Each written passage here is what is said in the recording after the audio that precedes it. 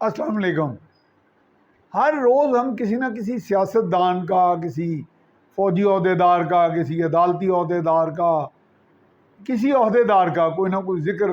ذکر خیر یا ذکر بد، کوئی دونوں انداز میں ذکر کرتے رہتے ہیں۔ مجھے خود بھی اس سے گھن آنے لگ پڑی ہے، اور میرا خیال ہے کوئی کافی لوگ جو تھوڑا بہت بھی شعور رکھتے ہیں، یا شعور کے علاوہ ضمیر بھی رکھتے ہیں، جو میرا پاکستان کی اکثریت رکھتی ہے، وہ اس چیز سے بیزار ہے کہ یہ جو ہم نے کئی انتہاؤں میں بٹ گئے ہیں یا دو انتہاؤں میں بٹ گئے ہیں۔ کچھ لوگ تو کہہ رہے ہیں کہ جی ایک ہمارا جو لیڈر ہے وہ ہیرو ہے، پارسا ہے، بہت اعلیٰ پائے کا شخص ہے اور دیانتدار ہے۔ کوئی دوسرے کہتے ہیں وہ کرپٹ ہیں، وہ ڈاکو ہیں، وہ چور ہیں۔ یہ بحث بہت ہی عجیب قسم کا روح اختیار کر چکی ہے۔ یقیناً ان میں کوئی ڈاکو بھی ہوں گے، پارسا بھی ہوں گے، اچھے بھی ہوں گے، برے بھی ہوں گے، لیکن کچھ ایسے لگ رہا ہے کہ جیسے کوئی بات کرتے وقت آپ کو خود اپنے اندر بھی ایک عجیب سی ایک کیفیت محسوس ہوتی ہے کہ پتہ نہیں میرے بارے میں کیا وہ تاثر قائم کر لے، اور اس کے مطابق کوئی میری بات سنے نہ سنے۔ بہرحال بات سننا نہ سننا تو آپ لوگوں کی ثوابدید ہے، آپ کا اختیار ہے۔ ہم ٹی وی پہ بھی آتے ہیں، اخباروں میں بھی لکھتے ہیں، اس میں بہت سی باتیں اپنے تئیں ہم کافی حد تک حقائق جاننے کے بعد، دوسروں کا ورشن لینے کے بعد چھاپتے ہیں یا بولتے ہیں،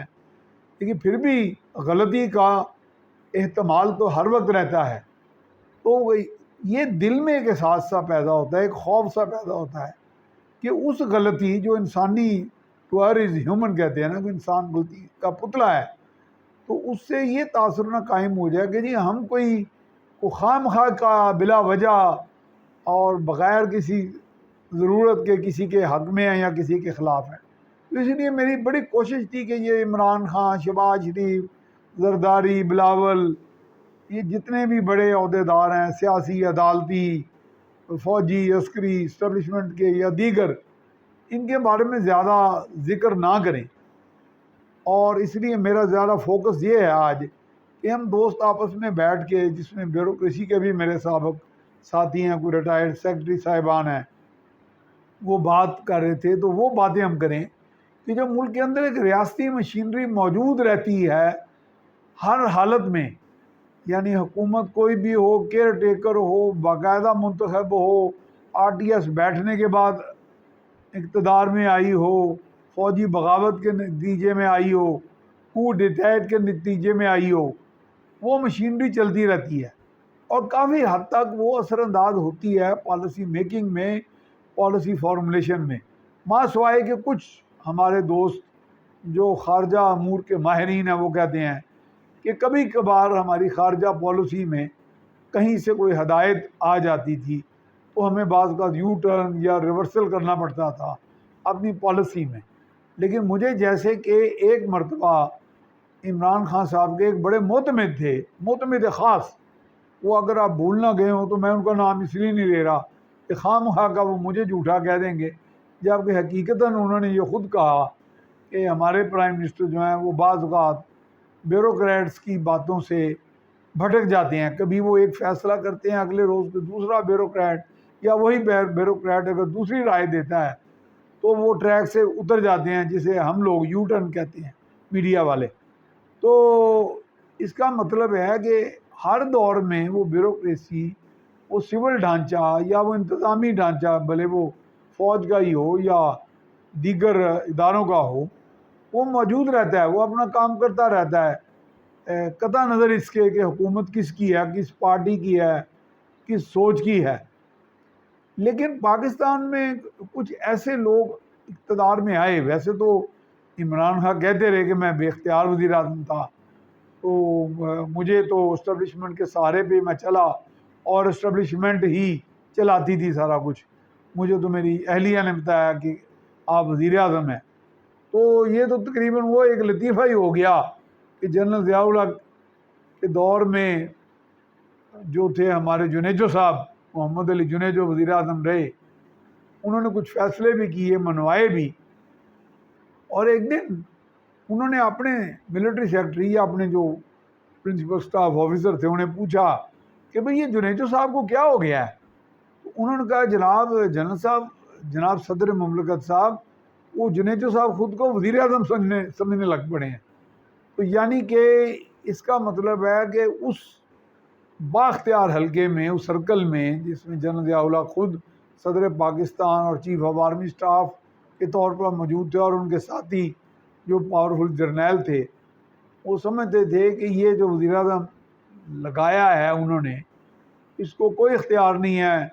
چیف ایگزیکٹو کا صحیح معنوں میں، اور اس پر فیصلے کرنے کا اور پالیسی فارم میکنگ کا اور اس پر عمل درآمد کا. تو یہ سٹوریز تو چلتی آئی ہیں، لیکن اگر اب آج جو سٹوری ٹرن لے رہی ہے، ہمیں وہ اب نظر یہ آتا ہے کہ ہمارے دوست کہتے ہیں جی لیڈرشپ ڈیفیسٹ ہے. اچھا جی لیڈرشپ ڈیفیسٹ ہے تو کیا اس سے کیا مراد لی جائے؟ کیا لیڈرز جو ہیں وہ پیدا ہونے بند ہو گئے ہیں؟ ماضی میں شہباز شریف رہے، نواز شریف رہے، بھٹو سے پہلے اور بھی تھے، لیڈرز آتے رہے جاتے رہے. ہاں یہ ہے کہ کچھ لوگوں نے بڑا طویل عرصہ گزارا، کچھ کی اولادیں یا عزیز وقار بہن بھائی بھی آتے رہے اقتدار میں، جس کو ہم موروثی سیاست کہتے ہیں. تو یہ واحد وہ ادارہ تو نہیں ہے کہ جس میں آپ کہیں جی آپ کا بیٹا اقتدار میں نہیں آ سکتا، ہاں اگر وہ ووٹ لیتا تو آ جائے. جو چیز آپ نے بہتر کرنی ہے وہ میرا خیال ہے جو لیڈرشپ بلڈنگ کی تو بات کی جاتی ہے، وہ کیپیسٹی بلڈنگ ہے. یعنی ادارے جو ہیں وہ قوانین کے وہ فریم کریں اور اس طرح کریں کہ لوگوں کی جو روزانہ کے جو زمینی حقائق